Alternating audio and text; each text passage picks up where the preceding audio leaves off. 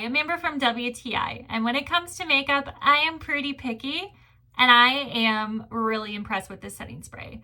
It feels really great on the face. It doesn't feel sticky, it doesn't feel heavy, it doesn't feel like I'm spraying my face with hairspray. And I'm actually really impressed on how much this spray helps the makeup last longer.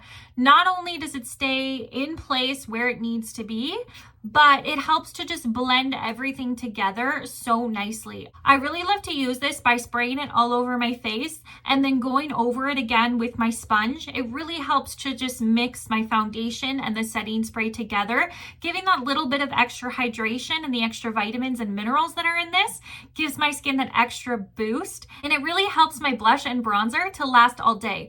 I have to tell you, that's the very first thing that goes in my makeup. When I do my makeup, usually it's gone by the end of the day.